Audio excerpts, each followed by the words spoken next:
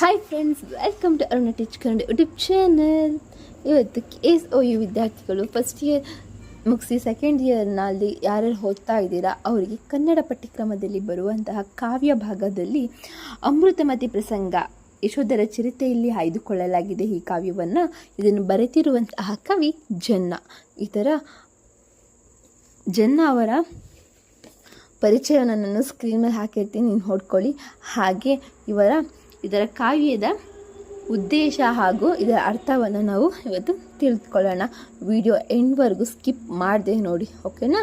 So first time ಯಾರ್ಯಾರು ನೋಡ್ತಾ ಇದ್ದೀರಾ ಅವ್ರದ್ದೊಂದು ಚಾನಲ್ನ ಸಬ್ಸ್ಕ್ರೈಬ್ ಮಾಡಿ, ಹಾಗೆ ಪಕ್ಕದಲ್ಲಿರೋ ಬೆಲ್ ಐಕಾನ ಕ್ಲಿಕ್ ಮಾಡಿ, ಆಲ್ ನೋಟಿಫಿಕೇಷನ್ ಮೇಲೆ ಕ್ಲಿಕ್ ಮಾಡಿ ಅಂತ ಹೇಳ್ದ let's start the video. So first ಇದರ ಎಲ್ಲಿಂದ ಇದು ಒಂದು ಕಾವ್ಯ ಸ್ಟಾರ್ಟ್ ಆಗುತ್ತೆ ಅಂತ ನಾವು ತಿಳ್ಕೊಳ್ಳೋಣ. ರಾಜಪುರವೆಂಬ ನಗರಕ್ಕೆ ಮಾರಿದತ್ತನೆಂಬ ದೊರೆ ಇದ್ದನು. ಅಲ್ಲಿ ಚಂಡಿ ಮಾರಿಯು ದೇವಾಲಯವಿತ್ತು. ಪ್ರತಿ ಅಶ್ವಯುಜ ಮಾಸ ಹಾಗೂ ಚೈತ್ರ ಮಾಸಗಳಲ್ಲಿ ಅರಸು ಮತ್ತು ಪ್ರಜೆಗಳು ಸೇರಿ ದೇವಿಯ ಆರಾಧನೆಯನ್ನು ಸಡಗರದಿಂದ ಆಚರಿಸುತ್ತಿದ್ದರು. ಚೈತ್ರ ಮಾಸದ ಜಾತ್ರೆ ಆರಂಭವಾದಾಗ ಎಂದಿನಂತೆ ಮಾರಿಗೆ ನರಬಲಿ ಕೊಡುವುದಕ್ಕಾಗಿ ಇಬ್ಬರು ಮನುಷ್ಯರನ್ನು ಹಿಡಿದು ತರುವಂತೆ ಮಾರಿದತ್ತ ಚಂಡಕರ್ಮನೆಂಬ ತಳಾರನಿಗೆ ಆಜ್ಞಾಪಿಸುತ್ತಾನೆ. ಅವನು ತಮ್ಮ ಗುರುಗಳೊಡನೆ ಚಾರಿಗಾಗಿ ಆ ನಗರಕ್ಕೆ ಬಂದಿದ್ದ ಚಿಕ್ಕ ವಯಸ್ಸಿನ ಅಭಯ ರುಚಿ ಅಭಯಮತಿ ಎಂಬ ಅಣ್ಣ ತಂಗಿಯರನ್ನು ಬಲಿಗಾಗಿ ಕರೆತಂದ. ಮಾರಿಯ ಗುಡಿಯ ಭಯಂಕರವಾದ ದೃಶ್ಯಗಳಿಂದಲೂ ಅವರು ವಿಚಲಿತರಾಗದೆ ಧೈರ್ಯದಿಂದ ಇದ್ದುದನ್ನು ಕಂಡು ಮಾರಿದತ್ತನಿಗೆ ಆಶ್ಚರ್ಯವಾಗುತ್ತೆ. ಅವರ ವೃತ್ತಾಂತವನ್ನು ಹೇಳಬೇಕೆಂದಾಗ ಅಭಯ ರುಚಿ ಅಭಯಮತಿಯರು ತಮ್ಮ ಕಥೆಯನ್ನು ಹೇಳತೊಡಗಿದರು. ಉಜ್ಜಯಿನಿಯ ದೊರೆಯ ಯಶ್ವಜ ಅಮೃತಮತಿಯರಿಬ್ಬರು ಅನ್ಯೋನ್ಯತೆಯಿಂದ ಜೀವನವನ್ನು ನಡೆಸುತ್ತಿದ್ದರು. ಇಲ್ಲಿಂದ ಮುಂದಿನ ಕಾವ್ಯ ಭಾಗವೇ ನಮಗೆ ಪಠ್ಯವಾಗಿರುತ್ತದೆ. ಯಶೋಧರ ಚರಿತೆ 2ನೇ ಅವತಾರದಿಂದ ಅಮೃತಮತಿಯ ಪ್ರಸಂಗದ ಆಯ್ದು ಈ ಭಾಗವನ್ನು ನಮಗೆ ಪಠ್ಯವನ್ನಾಗಿ ನೀಡಿದ್ದಾರೆ. ಹಾಗೆ ಇದು ನಮಗೆ ಸರಳವಾಗಿ ಗದ್ಯಗಾನದಲ್ಲಿ ಕೂಡ ನಾವು ಅರ್ಥ ಮಾಡಿಕೊಳ್ಳುವಂತೆ ಒಂದು ಟೆಕ್ಸ್ಟ್ ಬುಕ್ಕನ್ನು ನಮಗೆ ತಯಾರಿಸಿದ್ದಾರೆ. ಸೊ ಓದ್ಕೊಂಡು ಹೋಗ್ತೀನಿ, ಹಾಗೆ ನಿಮಗೆ ಅರ್ಥ ಮಾಡಿಸಿ ಹೇಳೋಕ್ಕೆ ಕೂಡ ಟ್ರೈ ಮಾಡ್ತೀನಿ. ಅನ್ಯೋನ್ಯವಾಗಿ ಇದ್ದ ಯಶೋಧರ ಅಮೃತಮತಿಯರು ಒಬ್ಬರಿಗೊಬ್ಬರು ಅತ್ಯಂತ ಪ್ರಿಯರಾಗಿ ಸುಖನಿದ್ರೆಯಲ್ಲಿದ್ದಾಗ ಗರಾಟೆಯ ಜಾವದ ಉಕ್ಕಡದ ಹುಲಿ ನಿಂತ ಹೊತ್ತಿನಲ್ಲಿ ಅರಮನೆಯ ಪಕ್ಕದಲ್ಲಿದ್ದ ಆನೆಯ ಲಾಯದಲ್ಲಿ ಪಟ್ಟದಾನೆಯ ಮಾವಟಿಗ ವಿನೋದಕ್ಕೆಂದು ಹಾಡತೊಡಗುತ್ತಾನೆ. ಆತ ವಿನೋದಕ್ಕೆಂದು ಆಡುತ್ತಿದ್ದನ್ನು ಅಮೃತಮತಿಯ ಕಿವಿಗೆ ಬಿದ್ದಿತು. ಆ ಧ್ವನಿಗೆ ಅವಳ ಕಿವಿ ಮನಸ್ಸು ಸೋತಿತು. ದನಿಗೆ ಸೋತ ಮನಸ್ಸಿನಿಂದ ಅವಳು ತನ್ನನ್ನು ತಾನೇ ಆ ಮೋಹಕ್ಕೆ ವಶಳಾಗುವಂತೆ ಅರ್ಪಿಸಿಕೊಂಡಳು. ಅಂದರೆ ಅವನ ಒಂದು ಹಾಡಿಗೆ ಅವಳು ತುಂಬ ಇಷ್ಟಪಟ್ಬಿಡ್ತಾಳೆ. ಹಾಗೆ ಮಾಳಿಗೆಯಲ್ಲಿದ್ದ ಅಣತೆಯೊಂದು ಗುಡಿಯಲ್ಲಿನ ದೀಪವಾಗಿ ಉರಿಯುವಂತೆ ಆ ಮಾವಟಿಗನು ರಂಗರಕ್ತಿಯಿಂದ ವಿನೋದಕ್ಕೆ ಮಾಡವ ಸಿರಿ ಎನ್ನುವ ರಾಗವನ್ನು ಹಾಡ್ತಾನೆ. ಆತ ಹಾಗೆ ಆಡುತ್ತಿರುವಾಗ ಈ ಹೊಸ ಗೀತೆಗೆ ಮನಸೋತ ಅಮೃತಮತಿಗೆ ಆಡುತ್ತಿರುವುದನ್ನು ಕೂಡುವ ಚಿಂತೆ ಬರೆಯಿತು. ಬೆಳಗಾದ ಕೂಡಲೇ ತನ್ನ ಆಪ್ತ ಸಖಿಯನ್ನು ಕರೆದು ಅಮೃತಮತಿ ತನ್ನ ಮನಸ್ಸಿನಲ್ಲಿದ್ದ ವಿಚಾರವನ್ನು ಆಕೆಗೆ ಹೇಳಿ ಆತ ಯಾರು ಹೇಗಿದ್ದಾನೆಂದು ನೋಡಿ ಬರಲು ಕಳಿಸ್ತಾಳೆ. ಹಾಗೆ ಹೋದವಳು ಆತನ ರೂಪವನ್ನು ಕಂಡು ಆಶ್ಚರ್ಯದಿಂದ ಬೆರಗಾಗ್ತಾಳೆ. ಅಂದರೆ ಅಮೃತಮತಿ ಬೆಳಗ್ಗೆ ಎದ್ದು, ಅಂದರೆ ರಾತ್ರಿ ಹಾಡ್ತಿರ್ತಾನಲ್ವ, ಯಾವಾಗ ಅವಳಿಗೆ ತಿಳ್ಕೊಳ್ಳೋಕ್ಕಾಗಲ್ಲ ಯಾರು ಅಂತ. ಆಮೇಲೆ ಬೆಳಗ್ಗೆ ಎದ್ದು ಅವಳ ಒಂದು ಸೇವಕಿಗೆ ಹೇಳಿ ಕಳಿಸ್ತಾಳೆ, ಅವನು ಚೆನ್ನಾಗಿ ಆಡ್ತಿದ್ನಲ್ವ, ಅವ್ನು ಯಾರು ಅಂತ ಹೋಗಿ ನೋಡ್ಕೊಂಬ ಅವನು ಅಂತ ಹೇಳಿ ಕಳಿಸಿದಾಗ ಅವಳು ಅಂದರೆ ಸೇವಕಿ ಇರ್ತಾಳಲ್ಲ, ಅವನ ನೋಡಿ ಅವಳು ಆಶ್ಚರ್ಯ ಪಡ್ತಾಳೆ. ಆಗ ಅಮೃತಮತಿ ಎಲ್ಲಿ ಅತ್ಯಂತ ಕೆಟ್ಟ ರೂಪವನ್ನು ಹೊಂದಿರುವ ಅಷ್ಟವಾಂಕನೆಯಲ್ಲಿ ಇಂತಹ ಅಪಾತ್ರನಿಗೆ ಮನಸ್ಸು ಕೊಟ್ಟಳೆ ರಾಣಿ, ವಿಧಿಗೆ ಕೂಡ ಕಣ್ಣಿಲ್ಲವೇ ಎಂದು ಸಖಿ ನೊಂದು ಬಂದಳು. ಅಂದರೆ ಅಂಥ ಕೆಟ್ಟ ರೂಪವನ್ನು ಅವನು ಅಷ್ಟು ಚೆನ್ನಾಗಿಲ್ಲ, ಯಾರು ಮಾವತನವನು ಅಷ್ಟು ಚೆನ್ನಾಗಿಲ್ಲ, ಅವನೊಂದು ಹಾಡಿಗೆ ಇವಳು ಮನಸ್ಸೋತ್ಬಿಟ್ಲಾ, ಇವಳಿಗೆ ಅಂತ ಇವಳು ಆಶ್ಚರ್ಯ ಪಡ್ತಾಳೆ. ಯಾರು ಸೇವಕಿ. ಬಂದವಳೆ ತನಗಾಗಿ ಕಾಯುತ್ತಿದ್ದ ಆ ವಿಷಣ್ಣ ಮೊಂದನೆಯನ್ನು ಗೆಳತಿ ಯಾವಾಗ ಬರುವಳೋ ಎಂದು ಇಲ್ಲಿ ಅಮೃತಮತಿ ಕಾಯ್ತಾ ತವಕದಿಂದ ದಾರಿ ಕಾಯುತ್ತಾ ಒಣಗಿದ ತುಟಿಗಳಿಂದ ಆರಿಸಿ ಕಾಯುತ್ತಿದ್ದನ್ನು ನೋಡಿ ಹೇಳ್ತಾಳೆ ಯಾರು ಸೇವಕಿ ಅಮೃತಮತಿಗೆ, ಮನ್ಮಥನ ಕೈಯ ಬಾಣದಂತೆ ಇರುವ ನೀನು ಹೀಗಿರುವ ಎಂದರೆ ಅತ್ಯಂತ ಕುರೂಪಿಯಾಗಿರುವ ಈ ಕಾಮದೇವನನ್ನು ಏನೆಂದು ಹುಡುಕಿ ಬಯಸಿದೆಯೇ, ನನಗಂತೂ ತಿಳಿಯುತ್ತಿಲ್ಲ ಎಂದು ವ್ಯಂಗ್ಯವಾಗಿ ನುಡಿಯುತ್ತಾಳೆ. ಅದನ್ನು ಕೇಳಿಯೂ ಅಮೃತಮತಿ ಬದಲಾಗದೆ ತಾನು ಮೆಚ್ಚಿದವನು ಹೇಗಿದ್ದಾನೆಂದು ತಿಳಿಯುವ ಕಾತುರದಿಂದ ಹೇಳು ನನ್ನ ಪ್ರಿಯಕರ ಚೆಲುವನೇ, ಹೇಳದೆ ನನ್ನನ್ನೇಕೆ ಕೊಲ್ಲುತ್ತಿರುವೆ ಎಂತಾಳೆ. ಸಖಿ ಅವನ ರೂಪವನ್ನು ವರ್ಣಿಸ್ತಾಳೆ. ಬರಿದಾದ ತಲೆ ಅಂದರೆ ಅವನು ಅಂದರೆ ಹಾಡುಗಾರ ಇರ್ತಾನಲ್ವ, ಅವನು ಎಷ್ಟು ಸುಂದರವಾಗಿದ್ದಾನೆ. ಆ್ಯಕ್ಚುಲಿ ಅವನು ಕುರುಪಿ, ಅವನಷ್ಟು ಚೆನ್ನಾಗಿಲ್ಲ. ಬಟ್ ಇವಳು ಅವನಿಗೆ ಅಮೃತಮತಿಗೆ ತಿಳ್ಕೊಬೇಕು ಅಂತ ಆಸೆ ಇರ್ತದಲ್ಲ, ಅದಕ್ಕೆ ಇವಳು ಹೇಳ್ತಾಳೆ, ಹೇಳು ಅವನು ಹಿಂಗಿದ್ದಾನೆ ಅಂತ ನಾನು ತಿಳ್ಕೊಬೇಕು ಅಂತಂದಾಗ ಸೇವಕಿ ಈಗ ವರ್ಣಿಸ್ತಾಳೆ ನೋಡಿ. ಸಖಿ ಅದನ್ನು ಕೇಳಿ ಅಮೃತಮತಿ ಬದಲಾಗದೆ ಮೆಚ್ಚಿದವಳು. ಹೇಗೆಂದನೆಂದು ತಿಳಿಯುವ ಕಾತುರದಿಂದ, ಹೇಳು ನನ್ನ ಪ್ರಿಯಕರ ಚೆಲುವನೇ, ಹೇಳದೆ ನನ್ನನ್ನೇಕೆ ಕೊಲ್ಲುತ್ತಿರುವೆ ಎನ್ನುತ್ತಾಳೆ. ಸಖಿ ಅವನ ರೂಪವನ್ನು ವರ್ಣಿಸ್ತಾಳೆ. ಬರಿದಾದ ತಲೆ, ಗುಳಿಬಿದ್ದ ಹಣೆ, ಚಿಕ್ಕ ಕಣ್ಣು, ವಕ್ರವಾಗಿರುವ ಬಾಯಿ, ಅಪ್ಪಳಿಕೆಯಾಗಿರುವ ಮೂಗು, ಮಾರುಟಿರುವ ಕಿವಿ, ಬಿಳಿರಿನಂತೆ ಜೋತು ಬಿದ್ದಿರುವ ಎದೆ, ಗೂನು ಬೆನ್ನು ಅಡಗಿರುವ ಜಗನ ಮೈನಾರುತ್ತದೆ ಎಂದು ಹೇಳ್ತಾಳೆ. ಕಪ್ಪಾದ ಚರ್ಮ, ಕೂಡಿ ಬಿದ್ದಿರುವ ದೇಹ, ಮೈ ನಾರುತ್ತಿದೆ, ಕುರಿಯ ಕಣ್ಣು, ಗೂನು ಬೆನ್ನು, ಕಾಲಂತೂ ಸೊಂಟ ಮುರಿದ ಕತ್ತೆಯ ಕಾಲನ್ನೇ ನೆನಪಿಸುವಂತಿದೆ ಎಂದು. ಮುದಿಯಾದ ಕರಡಿಯ ಚರ್ಮದಂತೆ ಆತನ ಚರ್ಮವಿದೆ. ಮೇಲೆ ಕಪ್ಪಾದ ದೇಹ, ಮಾಳಿಗೆಯ ರೀತಿಯಲ್ಲಿಯೇ ಮಾರೂಟಿಕೊಂಡಿರುವ ಅಷ್ಟವಾಂಕ, ಒಣಗಿದ ಕರಡಿಯಂತಿದ್ದಾನೆ ಅಂತ ಹೇಳ್ತಾಳೆ ಸೇವಕಿ ಅಮೃತಮತಿಗೆ. ಆಗ ದೂತಳ ಮಾತನ್ನು ಕೇಳಿ ಅಮೃತಮತಿ ದುಃಖದಿಂದ ಗದ್ಗದಿತಳಾದಳು. ಎದೆ ಮಿಡುಕಿ ಕಣ್ಣಿನಿಂದ ನೀರು ಹರಿದು ಬೇಡನ ಬಾಣ ನೆಟ್ಟ ಚಿಂಕೆಯಂತಾದಳು. ಯಾರು? ಅಮೃತಮತಿ. ಅವನು ಹೊರಳಿಸ್ತಾಳಲ್ಲ ಅವಳು ಸೇವಕಿ ಹೆಂಗಿದ್ದಾನೆ ಅಂತ. ಕಪ್ಪಾದರೇನು ಕಸ್ತೂರಿಯಲ್ಲವೇ, ಮಾರುಟ್ಟಿದ್ದಾರೇನು ಮಲಯುಜನೀರು ಅಂದರೆ ಗಂಧ ಉದಲ್ಲವೇ, ವಕ್ರವಾಗಿದ್ದರೇನು ಇಂದ್ರ ಚಾಪ ಅಂದರೆ ಕಾಮನ ಬಿಲ್ಲಲ್ಲವೇ, ಡೊಂಕಾಗಿಲ್ಲವೇ ಮರುಳೆ, ಪ್ರೀತಿ ಇದ್ದರೆ ಸಾಕು ನಲ್ಲನ ಮೇಲೆ. ಅವನು ಹೆಂಗಿದ್ರೇನು ಅಂತ ಎಷ್ಟೊಂದು ಉದಾಹರಣೆ ಕೊಟ್ಟು ಹೇಳ್ತಿದ್ದಾಳೆ ನೋಡಿ. ಅವನು ಹೆಂಗಾರು ಇರಲಿ, ಅವನವನು ನನ್ನ ಮೇಲೆ ಅವನ ಪ್ರೀತಿ ಇದ್ದರೆ ಸಾಕು ಅಂತ ಹೇಳ್ತಾಳೆ. ಪ್ರೀತಿ ಹೊಂದಿದ್ದರೆ ರೂಪಿನ ಕೋಟಲೆ ಯಾಕೆ, ನನ್ನ ಕಾರ್ಯವಾದರೆ ಸಾಕು ಅವನ ರೂಪದಿಂದ ನನಗೇನು ಆಗಬೇಕು, ಇಂದಿನಿಂದ ಅವನೇ ನನ್ನ ಕುಲದೈವ, ಇಂದ್ರ ಚಂದ್ರ ಎಲ್ಲವೂ ಅಂತ ಚಂದ್ರಮತಿ ಸೇವಕಿಗೆ ಹೇಳ್ತಾಳೆ. ಎಂದು ಆಕೆಗೆ ಕೇಳಿದ ಲಂಚವನ್ನು ಕೊಡುವೆನೆಂದು ಹೇಳಿ ಅವಳ ನೆರವಿನಿಂದ ಅಷ್ಟವಾಂಕನನ್ನು ಕೂಡ್ತಾಳೆ. ಅವಕಾಶ ಸಿಕ್ಕಾಗಲೆಲ್ಲ ಹಗಲು ರಾತ್ರಿ ಎನ್ನದೇ ಸುಖಿಸುತ್ತಿದ್ದಳು. ಅಂತಂದರೆ ಅವಳು ಯಾವಾಗ ಬೇಕಂದ್ರೆ ಅವಾಗ ಬೆಳಗ್ಗೆ ಅಥವಾ ಸಾಯಂಕಾಲ ಅಂದರೆ ಅವನ ಜೊತೆ ಹೋಗಿ ಅವಳು ಸೇರ್ತಿದ್ಲು. ಯಾರು ಅಂದರೆ ಮಾವುತನ ಅಂದರೆ ಕುರುಪಿಯ ಮಾವುತನ ಜೊತೆ ಇವಳು ಅಮೃತಮತಿ ಸೇರುತ್ತಿದ್ದಳು. ವಿಕಾಟಂಗನೆಯಿಂದ ಆದ ಅಮೃತಮತಿಗೆ ಆತನ ಸನಿಹದಿಂದ ಬೇವನ್ನು ಮೆಚ್ಚಿದ ಕಾಗೆಗೆ ಹೇಗೆ ಮಾವು ರುಚಿಸುವುದಿಲ್ಲವೋ ಅದೇ ರೀತಿ ತನ್ನ ಪತಿಯ ಸಾನ್ನಿಧ್ಯ ಅಸಹನೀಯವೆನಿಸುತ್ತಿತ್ತು. ನೋಡುವ, ಮಾತನಾಡುವ, ಸರಸವಾಡುವ ಯಾವುದೇ ಸ್ಥಿತಿಯಲ್ಲಿ ಅಮೃತಮತಿ ಮೊದಲಿನಂತೆ ಇರುವುದಿಲ್ಲವುದನ್ನು ಗಮನಿಸಿದ ಯಶೋಧರ ಇವಳನ್ನು ಪರೀಕ್ಷಿಸಲೇಬೇಕೆಂದು ನಿರ್ಧರಿಸಿ ಇಲ್ಲದಿರುವುದನ್ನು ಗಮನಿಸಿ ಯಶೋಧರ ಇವಳನ್ನು ಪರೀಕ್ಷಿಸಲೇಬೇಕೆಂದು ನಿರ್ಧರಿಸಿ ಸಹ್ಯ ಗೃಹದಲ್ಲಿ ಸಹ್ಯೆಯನ್ನು ಮೈಮರೆತು ನಿದ್ದೆ ಮಾಡುವನಂತೆ ನಡೆಸುತ್ತಿದ್ದಾಗ ಅಮೃತಮತಿ ಅವನ ಕೈ ಸೆರೆಯಿಂದ ಜಾರಿಕೊಡು ತನ್ನ ಪ್ರಿಯಕರನ ಬಳಿಗೆ ಹೋದಳು. ಅಂದರೆ ಅಮೃತಮತಿ ಮಾವುತನ ಹಾಡಿಗೆ ಅವನಿಗೆ ಶರಣಾಗಿ ಅಂದರೆ ಅವನಿಗೆ ಫುಲ್ ಅಡಿಕ್ಟ್ ಆಗಿಬಿಟ್ಟವಳು. ಅವನ ಜೊತೆ ಬೆಳಗ್ಗೆ ರಾತ್ರಿಯಿಂದ ಅವನ ಜೊತೆ ಸುಗಿಸಲು ಹೋಗಿದಾಗ ಯಶೋಧರ ಪ್ರೀತಿ, ವಾತ್ಸಲ್ಯ ಅಥವಾ ಸರಸ ಯಾವುದು ಕೂಡ ಅವಳಿಗೆ ಬೇಡವಾಗಿತ್ತು. ಎಲ್ಲದರಿಂದ ಅವಳು ಹಿಂದರಿತಿದ್ಲು.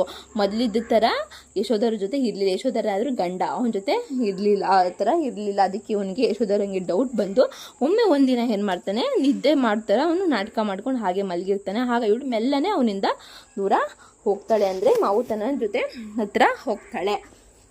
ಹಾಗೆ ಹೋದ ಅಮೃತಮತಿಯ ಬೆನ್ನು ಹಿಂದೆಯೇ ದೋಷದ ಬೆನ್ನಲ್ಲಿಯೇ ಅರಸಿ ಬರುವ ದಂಡದಂತೆ ಅವಳನ್ನು ಹಿಂಬಾಲಿಸಿ ಕೈಯಲ್ಲಿ ಒರೆಯಿಂದೆಳೆದ ಕತ್ತಿಯನ್ನು ಹಿಡಿದು ಹೋಗ್ತಾನೆ. ಅಂದು ಅಮೃತಮತಿ ಬರಲು ತಡವಾಯಿತೆಂದು ಅಷ್ಟವಾಂಕ ಅವಳ ಮೇಲೆ ಕೋಪಿಸ್ಕೊಳ್ತಾನೆ.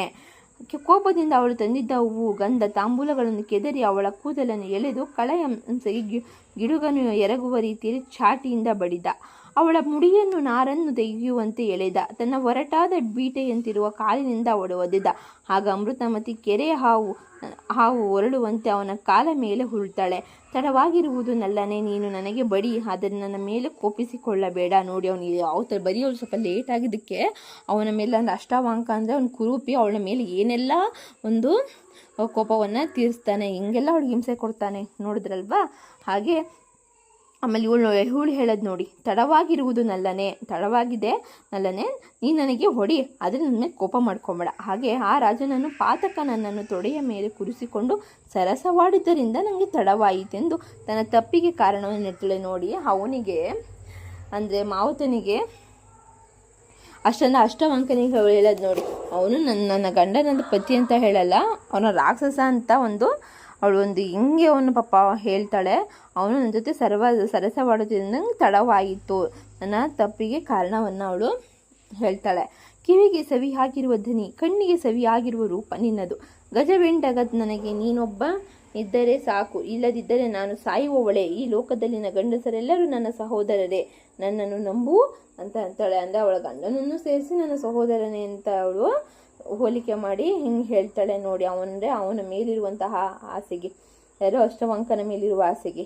ಇದನ್ನು ನೋಡಿ ಯಶೋಧರನಿಗೆ ಸೈರಣೆ ತಪ್ಪಿತು. ಕತ್ತಿ ನಿಮಿರಿ ನಿಂತಿತು. ತೋಳು ಅದನ್ನೆತ್ತಿ ಒಂದೇ ಏಟಿಗೆ ಕೊಂದು ಬಿಡಬೇಕೆಂದು ಕೋಪದಿಂದ ಮನಸ್ಸು ಕುದಿಯುತ್ತೆ. ಯಾರಿಗೆ? ಯಶೋಧರನಿಗೆ. ಅಂದರೆ ಅಮೃತಮತಿಗೆ ಈ ಥರ ಕೊಲೆ ಮಾಡಬೇಕು ಅಂತ ಹಂಗೆ ಅನಿಸುತ್ತೆ. ಆದರೆ ಅವನ ಧೃತಿ ಬಂದು ಅವನನ್ನು ತಡೆಯಿತು. ಅಂದರೆ ಧೃತಿ ಅಂದರೆ ಧೈರ್ಯ. ಅವನನ್ನು ತಡೆಯಿತು, ಮನ ಆ ಕಾರ್ಯಕ್ಕೆ ಹೇಸಿತು. ಯುದ್ಧದಲ್ಲಿ ವೀರರ ರಕ್ತದಿಂದ ಮೈ ತೊಳೆದುಕೊಂಡ ತನ್ನ ಶಕ್ತಿ ಈಗ ಈ ನೀಚರ ರಕ್ತದಲ್ಲಿ ನೆನೆದರೆ ಅದು ನನಗೆ ಕೀರ್ತಿಯಲ್ಲ. ಆನೆಯನ್ನು ಬಿಟ್ಟು ಇರುವೆಗೆ ಎರಿಯುವುದೇ ಎಂದು ತಿಳಿದುಕೊಂಡು ಅವರನ್ನು ಕೊಲ್ಲದೆ ಅರಸ ಬಂದು ಮುಂಚಿನಂತೆಯೇ ಮಲಗಿಕೊಂಡನು. ಅಮೃತಮತಿಯು ಸ್ವಲ್ಪ ಹೊತ್ತು ಕಳೆದ ಮೇಲೆ ಬಂದು ಏನೂ ಅರಿಯದವಳಂತೆ ನಿದ್ದೆಗೆ ಮಾಡ್ತಾಳೆ. ಆ ಬದಗನ ತೋಳ್ಮುಟ್ಟಿ ಬಂದ ಅಮೃತಮತಿ ಹುಳಿ ಮುಟ್ಟಿದ ಹಾಲಿನಂತೆ, ನೀರು ಬೆರೆತ ಜೇನಿನಂತೆ ರಾಜನಿಗೆ ಭಾಸವಾಗ್ತಾಳೆ. ಒಲಿದ ಹೆಣ್ಣು ಪರರಲ್ಲಿ ಆಸಕ್ತಳಾದರೆ ಏನು ಸುಖ? ಇದು ಸುಖವೇ? ಮುಕ್ತಿಯೇ ಪರಮ ಸುಖ. ಅದನ್ನು ಸಾಧಿಸುತ್ತೇನೆ, ಹೆಣ್ಣಿನ ಸ್ನೇಹ ಸಾಕು ಅಂತ ಯಾರು ಯಶೋಧ ಯೋಚಿಸ್ತಾನೆ ಎಂದು ನಿರ್ಧರಿಸಿದ ಯಶೋಧರ ಬಹಳ ಕಷ್ಟದಿಂದಲೇ ಆ ರಾತ್ರಿಯನ್ನು ಕಳೆದು ಬೆಳಗು ಮಾಡಿ ಮೈ ಮುರಿದೆದ್ದು ಬಂದು ಪ್ರಥಮ ಕಾಲದ ನಂತರ ತನ್ನ ನಿತ್ಯ ಕರ್ಮಗಳನ್ನು ಮುಗಿಸ್ತಾನೆ. ತನ್ನ ತಾಯಿಯ ಬಳಿಗೆ ಹೋಗ್ತಾನೆ. ತಾಯಿ, ನಿಮ್ಮ ಆಶೀರ್ವಾದದಿಂದ ನನಗಾವ ಕೊರತೆಯೂ ಇಲ್ಲ. ನಿನ್ನೆಯ ರಾತ್ರಿ ಒಂದು ಹೊನ್ನಿನ ತಾವರೆಯ ಕೊಳದ ಅಂಶ ಕೊಳೆತ ತಾವರೆಯ ಕೊಳದಲ್ಲಿ ನಲಿಯುತ್ತಿದ್ದ ಕನಸನ್ನು ಕಂಡೆ ಎಂದು ತನ್ನ ಹೆಂಡತಿಯ ಕೆಟ್ಟ ನಡತೆಯನ್ನು ರಾಜ ಕನಸಿನ ನೆವದಿಂದ ಮರೆಸಿ ತಲ್ಲಣದಿಂದ ತಾಯಿಗೆ ಹೇಳಿದರೆ ತಾಯಿ ಅದನ್ನು ನಿಜವೆಂದು ನಂಬಿದಳು. ಹೆದರಿ, ಆ ಕನಸು ದೋಷಪೂರಿತವಾಗಿದೆ. ಈ ದೋಷ ಪರಿಹಾರವಾಗಬೇಕೆಂದರೆ, ಅದರಿಂದಾಗುವ ಕೀಡು ಪರಿಹಾರವಾಗಬೇಕೆಂದರೆ ಕುರಿಯೊಂದನ್ನು ಬಲಿ ಕೊಟ್ಟರೆ ದೇವಿ ದಯದಿಂದ ಅದು ಪರಿಹಾರವಾಗುವುದೆಂದಳು. ತಾಯಿ ಆಡಿದ ಮಾತನ್ನು ಬಲಿಯನ್ನು ಕೊಡಬೇಕೆನ್ನುವುದನ್ನು ಕೇಳಿದ ರಾಜ ಏಸಿ ಶಾಂತಂ ಪಾಪಂ ಎಂದು ತನ್ನ ಕಿವಿಯನ್ನು ಮುಚ್ಚಿಕೊಂಡನು. ಏನೇ ಮಾಡಿದರೂ ಕೂಡ ಈ ಬಲಿಗೆ ನಾನು ಒಪ್ಪುವುದಿಲ್ಲ.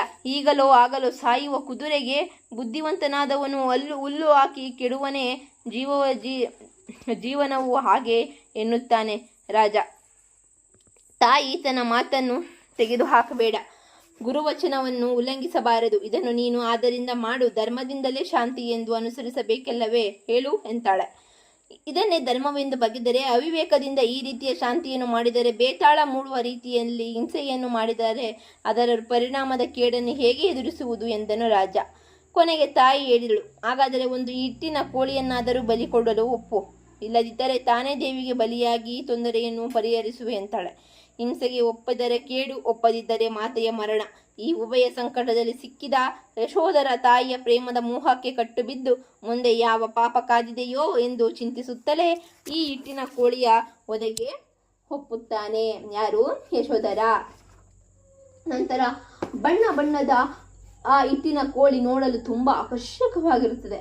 ಅದರ ಸೊಗಸಿಗೆ ಮನಸ್ಸೋತು ಬೇತರ ಬಂದು ಆ ಕೋಳಿಯ ಮೈಯೊಳಗೆ ಸೇರಿಕೊಂಡಿತು.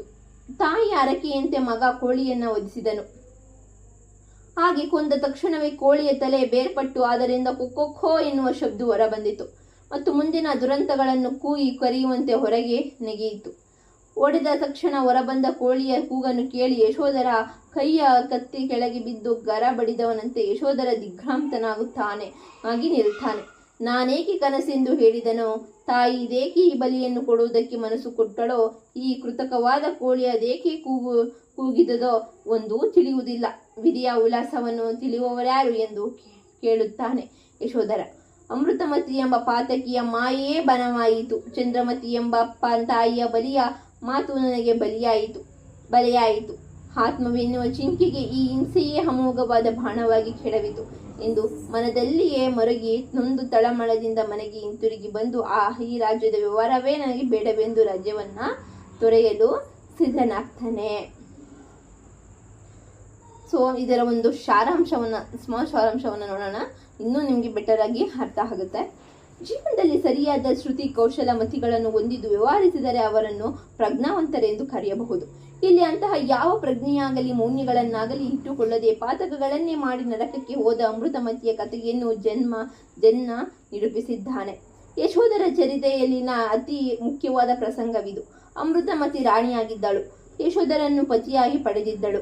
ಆತ ರೂಪವಂತ, ಗುಣವಂತ, ಧೈರ್ಯವಂತ ಹೀಗಿದ್ದರೂ ಕೂಡ ತಮ್ಮ ರಾಜ್ಯದಲ್ಲಿಯೇ ಇದ್ದಂತಹ ಒಬ್ಬ ಅಷ್ಟವಕ್ರನಿಗೆ ಆಕೆ ಮನಸೋತಾಳೆಂದರೆ ನಿಜಕ್ಕೂ ಆಲೋಚಿಸಬೇಕಾದಂತಹ ಸಂಗತಿಯೇ. ಒಬ್ಬ ಮಾವಟಿಗನ ಹಾಡು ಆಕೆಯ ಚಿತ್ತವನ್ನೇ ಕಲಕಿ ಬಿಡುತ್ತದೆ. ಈ ಪ್ರಸಂಗವನ್ನು ಜನ್ನ ವೈರಾಗ್ಯ ಹುಟ್ಟುವ ಕಾರಣಕ್ಕಾಗಿ ಬಳಸಿಕೊಂಡಿದ್ದಾದರೂ ಕೂಡ ಇಂತಹುದೊಂದು ಅಸಹಜ ಪ್ರಸಂಗದ ಅನಿವಾರ್ಯತೆ ಸತ್ಯವನ್ನು ಎದುರಿಗೆ ತಂದಿಟ್ಟಂತೆ ಭಾಸವಾಗುತ್ತದೆ. ಗೀತೆಯ ದನಿಯನ್ನು ಕೇಳಿಯೇ ಅಮೃತಮತಿ ಸೋತು ಬಿಡುತ್ತಾಳೆ. ಪುಳಿಂದನ ಕಡೆಗಣ್ಣಿನಿಂದ ವನಹರಣಿಯೋಳ್ ಬೆಂದ ಬೀದಿಗೆ ಕಣ್ಣಿಲ್ಲಕುಂ ಪೊಲ್ಲ ಮೇಯಲೇಸು ನನ್ನಲ್ಲರ ಮೇಯೋಳ್ ಚಿತ್ರಮ ಪಾತ್ರೆ ರಮತೆ ನಾರಿ ಎನ್ನುವ ಜನ್ನನ ಮಾತುಗಳು ಅಮೃತಮತಿಯ ವಿಕಲ್ಪದ ಮನಸ್ಸಿಗೆ ಸಾಕ್ಷಿಯಾಗುವಂತಿದೆ.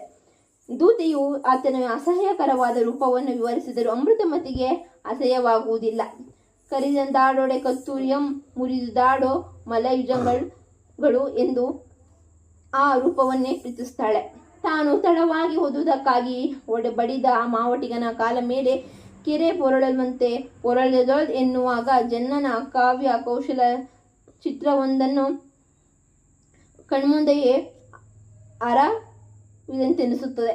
ತಾನು ದೊರೆಯುವುದರಿಂದ ಕಾರಣ ಬರುವುದು ತಡವಾಯಿತೆಂದು. ಅಮೃತಮತಿ ಕ್ಷಮೆ ಕೇಳಿ ಪ್ರಪಂಚದ ಗಂಡಸರೆಲ್ಲ ನನಗೆ ಸಹೋದರರೆಂದು. ಯಶೋಧರನ ಪ್ರಜ್ಞಾವಂತ ಮನಸ್ಸಿಗೆ ಆದ ಆಘಾತ ಎಷ್ಟಿರಬಹುದು. ಆದರೂ ಅವರನ್ನು ಕೊಲ್ಲದೆ ಮುಕ್ತಿಯೊಳಗೆ ಆಲೋಚಿಸುವ ಉತ್ತಮ ವ್ಯಕ್ತಿಯಾಗಿ ಯಶೋಧರ ಕಾಣಿಸ್ತಾನೆ. ಅವಳನ್ನು ಪರೀಕ್ಷಿಸಬೇಕೆಂದೇ ರಾಜ ಮರುದಿನ ಅವಳನ್ನು ನೈದಿಲೆಯ ಮೂವಿನಿಂದ ಹೊಡೆದರೆ ಅದನ್ನು ಸಹಿಸದ ಅಮೃತಮತಿ ಮೂರ್ಛೆ ಹೋಗುತ್ತಾಳೆ.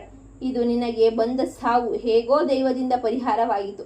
ಆದರೆ ಈ ನೈದಿಲೆಯ ನಿನಗೆ ಸಾವಾಯಿತು ಎಂದು ಸೂಕ್ಷ್ಮವಾಗಿ ಇಂದಿನ ರಾತ್ರಿಯ ಸಂಗತಿಯನ್ನು ಯಶೋಧರ ಸೂಚಿಸಿದಾಗ ಅಮೃತಮತಿಗೆ ಅದರ ಅರಿವಾಗುತ್ತದೆ.